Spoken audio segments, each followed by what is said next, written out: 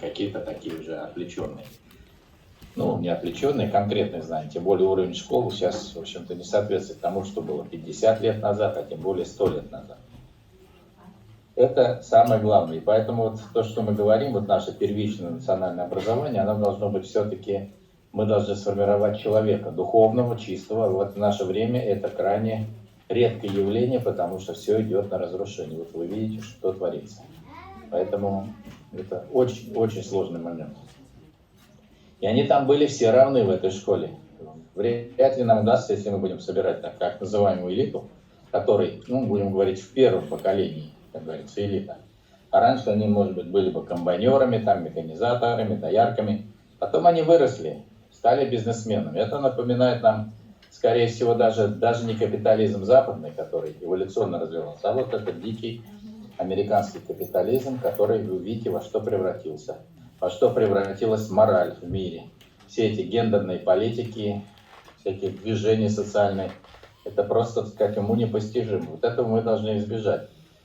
Сами по себе, в рамках тюркского мира или в союзе с нашими братскими народами нашей страны, со славянским миром, у нас другого выхода нет. И, в общем-то, президент правильно сказал в последнем выступлении с вами, что все это, в общем-то, губительно для человечества, это путь никуда. И этому способствует, ну, извините меня, хоть я и представитель технических дисциплин, доктор технических наук, но я ярый противник такой оголтелой цифровизации. Кстати, наше руководство тоже об этом начинает говорить. И о каких, так сказать, национальных интересах, культуры через эти гаджеты, через эти программы, через эти электронные учебники молодежь будет постигать. Вы, наверное, ну, может быть, не так часто общаетесь с молодежью, но посмотрите, какие у них интересы. Современная молодежь, она не умеет грамотно писать, не умеет грамотно излагать свои мысли. И интерес у них, в общем-то, ну, такой виртуальный, не самый такой лучший. Потому что все идет в масштабе такого глобального потребительства. Вот с этим надо бороться. Говоря о нашей консолидации, так сказать, тюркских народов или исламских народов, если вы вспомните вот этот ренессанс начала 20 века, издавались газеты. Издавались там на каком-то, может быть, на татарском языке или на старотатарском. То есть все печатные издания, газеты, они были все доступны и понятны представителям всех народов. Ну, не говоря о том, что, скажем, будем говорить тюркские языки, там, будем говорить кумыкский или карачаево-балкарский, они были языками в межнациональном общении всех северокавказских народов. На этих языках говорили вплоть до 50-х годов. Все друг друга понимали. Вся переписка международная велась тоже на татарском языке, и с персидским шахом, и со всеми мы общались нормально. Ну, а если вернуться на 300 лет назад, то цари, в принципе, сами лично владели этими тюркскими языками. Поэтому мы обречены жить вот в этом государстве, которое было, будем говорить, большая империя тюрко-славянская. Ну, не признавали это официально, так оно было, потому что не будь татарского этноса, не было бы, в общем-то, этой большой империи с такими большими тюркскими регионами, как Центральная Азия, как Северный Кавказ, Кавказе, потому что, ну, татары были как бы эмиссарами. Почему басмачи татары не любили, что вы привели сюда русских?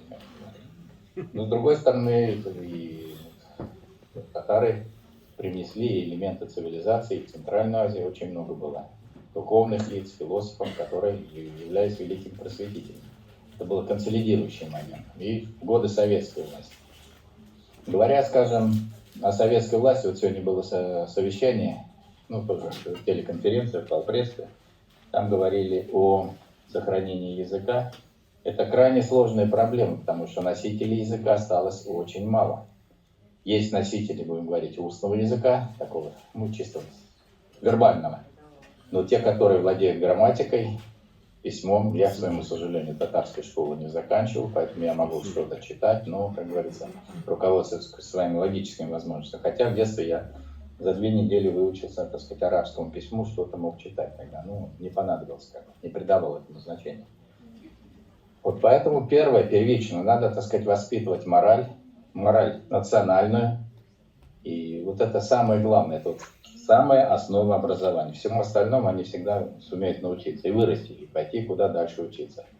Собирать элиту, я думаю, вот вы говорите там, ну, каких-то там, может быть, богатых людей, там, вновь состоявшихся, я считаю, это невозможно. Но вы видите, что творят эти сынки не только наши, так сказать, нашей, будем говорить, такой псевдо-татарской элиты, ну и вообще все. Гоняют по улицам на навешенных скоростях, сшибают, убивают людей, пьяные, так сказать, накурившиеся наркотиков, несут все, что попало. В общем-то, к любому человеку относятся как к плебсу. Это страшное дело, это надо искоренять. Тут я с коммунистами, с большевиками, с самим репрессивным, так сказать, обеими руками за. То есть вот это классовое расслоение, социальное расслоение, это до добра не доведет. Потому что, как учит и Коран, как учат и наши, так сказать, великие просветители, потреблять надо в меру и, так сказать, думать, как говорится, о более высших инстанциях. Ну, кто думает о Боге, а кто думает просто, так сказать, о высшем разуме, о развитии человечества. Потому что все остальное это, в общем-то, вторично. Потому что в итоге современные люди, они даже не знают, для чего они существуют. У них нет мотивации к жизни. Потому что сейчас посмотрите, во что превратился наш мегаполис. Вот сегодня как раз совещание было, проблема языка в мегаполисе. Половина сидит по домам, по норам, ну или где-то там работает. А вторая половина, значит, в лице наших, будем говорить, тюркских братьев из Центральной Азии, киргизы, в основном киргизы, ну и тут и узбеки работают. Они вот это все на велосипедах, на самокатах развозят. До чего дожили? Что производит наша глобальная столица? Ну да, они без конца ремонтируют улицы, мастят их, каждый год ломают асфальт, потом заново это вот закатывают. То есть вот в сущности, потому что когда нет материального производства, серьезно, ну трудно говорить о чем-то. То есть деньги делаются из воздуха, из ничего. Это страшно разлагающий момент. Человечество идет никуда. И смотрите, к чему это приводит. Какая ситуация в мире. Это не шуточно. Конечно, ну, я бы, например, брал пример с наших советских идеологов, или не идеологов, а, по крайней мере, цензоров. Я бы очень сильно не муссировал эти вопросы внешней политикой или, скажем, с Украиной, потому что это сильно будоражит народ и, в общем-то, деморализует и приводит в какое-то неустойчивое состояние. Но на самом деле ситуация такова. Вот. Поэтому, конечно, вот надо нам, может быть, вспомнить, что у нас было в нашей прежней истории, потому что, вы знаете, был великий просветитель крымско-татарского, крымский татарин Исмаил Гаспаринский, он как раз много сделал для консолидации тюркских народов, действительно выпускал из газеты регулярно, они распространялись везде. Все друг друга понимали, как все шло к большому единению.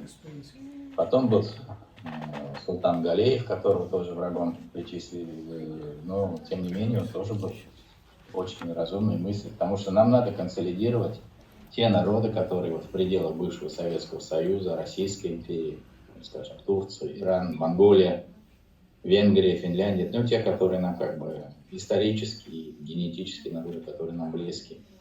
Ну, со славянами придется поработать, с западными. Ну, конечно, сложно, хотя, в общем-то, многое формирование государственности славянских народов и бывшей Югославии, самой Югославии, Чехословакии, в общем-то, определила Россия. Они бы, в общем-то, я думаю, и не сохранились. А уж не говорить о тех всех народах, которые жили в пределах России. Потому что тюркские народы, хотя их пытают показать деспотами, они были очень веротерпимы, и национальной розни не было. Это преследовалось, в общем-то, всеми властителями, особенно Чингисханом, то есть любая дискриминация по национальному религиозному признаку, это была смерть, это пояси Чингисхана. И все эти народы, в общем-то, благодаря нам, потом уже и благодаря русским, они сохранились до наших дней. Но у них тоже очень печальная ситуация с языком сохранения. Татары, они как бы в более привилегированном отношении. Поэтому, мне кажется, те центры, которые существуют, их надо максимально укреплять. Это Татарстан, Башкортостан, то есть те, где есть, так сказать, национальное преимущество, преобладание, то есть охранять как именно центр государственности, центр языка, потому что, в общем-то, на периферии трудно собрать народ весь и объединить их по национальному признаку, потому что эти школы, конечно, есть, но Москва большая, 12 миллионов или даже 22 миллиона со всеми приезжими, и как их всех в одно место собрать, довольно сложно. Это, в общем-то, должна быть очень большая государственная программа. Я пока не могу никаких советов дать. Тем более современное вот это развитие глобальное, когда большая миграция идет, а вы сами понимаете, вот из наших регионов, из того же Татарстана, выезжают не последние люди, выезжают, как говорится, сливки, как мы говорим, паймахлак, самые образованные, самые интеллектуальные, они находят себя здесь, они выдерживают конкурентную борьбу, и, в общем-то, они успешно устраиваются. Ну, вы видите, как и в нашем государственном аппарате много татар на телевидении. Но это уже татары как бы немножко оторваны от диаспоры. Да, они где-то там присутствуют, тусуются на каких-то там днях Татарстана, но в принципе это уже, будем говорить, общефедеральные люди. И опять же у нас остается источник языка, сохраняющийся, как бы, генератор, это татарская деревня. Но не в обиду будет им сказано, что все-таки это маргинализованная часть населения, все-таки те, которые вырываются, они уезжают. Эта проблема языка, она тоже очень сложная. Конечно, может быть, имеет смысл создать какое-то учебное учреждение, включающее в себя, так сказать, различные национальности. Но это должна быть организация, которая именно вот прежде всего преследует высокие моральные принципы. Потому что все равно не мне вам рассказывать, что творится в современных школах, какова молодежь. Потому что даже уже 30-летние, глядя на самых молодых, начинают содрогаться. В общем-то, человечество в опасности. Но мы должны как-то вот в этом плане все-таки вспомнить старое, потому что хоть мы и отрицаем наше прошлое, но наши предки были не глупее нас, я бы сказал бы, разумнее. И поэтому мы должны у них многому учиться, что-то от них взять. Ну, а создать такое, будем говорить, изолированное учреждение, наверное, оно, конечно, возможно, но это как бы, будем говорить, как Суворовское училище, может быть, его сделать многонационально, может быть, даже не только на тюркской основе, скажем, под эгидой сохранения национальных каких-то культур, национальных языков, в таком аспекте, так сказать, и ввести специальные предметы, именно такой нетолерантности, а именно не то, что не надо слово употреблять, это дурацкое слово толерантность, это терпимость. Дом терпимости, терпимость, это все-таки дурацкое слово. Надо говорить, что это элементы дружбы, элементы добрососедства. Поэтому, вот, может быть, на таком принципе. Но надо подумать, конечно. Но все равно потом они так или иначе должны вливаться в общую структуру федеральную, потому что дальше уже нельзя их тащить там и до университета, до аспирантуры, это уже будет что-то другое. Но мне кажется, самое главное, надо укреплять наши центры. Конечно, они тоже должны подходить к этому с высоких точек морали, не с прибыли, не из политических каких-то аспектов. Потому что Татарстан, он всегда был, в общем-то, таким, лидером среди малых народов. Еще я хочу напомнить, что было тоже очень хорошее такое явление, вы помните наше, наверное, все вы уже здесь аксакалы, что были советские купюры. И в Индии такие купюры существуют, и потом в Швейцарии, которые многоязычные. Было 15 языков. На 15 языках было все написано. Там Берсум, там Берманат, там еще Якманат, там на разных языках. В Индии тоже такая система существует. Даже герб наш был такой советский. Вот эти колосья были переплетены 16 этими кольцами, этой ленточки на разных языках. Это тоже всему этому способствовало. Поэтому мы даже тогда, мы осознавали себя, и язык, в общем-то, он исчезал медленнее тогда. Но я опять говорю, миграция – это один из основных факторов. Потому что денег колоссальное количество тратится в Татарстане, я знаю, на сохранение языка, на школы. Но все вот эти компьютерные сети, я бы назвал их примочки, они, конечно, да, молодежь. Но вы думаете, что молодежь будет смотреть только эти вещи? Вы глубоко заблуждаетесь. Они смотрят совершенно другие. Да, надо начинать с младенчества, с детского сада. Учить языку. Это правильно. Может быть, начинать нам, может быть, не сколько, может быть, говорить, не с образовательных учреждений, а самых таких первичных образовательных, как детский сад. Как-то так вот, может быть. У меня, в общем-то, может быть, вам показалось мое выступление пессимистичным, но я просто хотел вам донести, что надо говорить, в общем-то, правду. Можно какими-то отдельными успехами гордиться, радоваться, но надо, в общем-то, ситуацию в целом оценить. Она очень непростая в общечеловеческом плане, в планетарном плане, и в нашем локальном, будем говорить, или в национальном плане она очень непростая.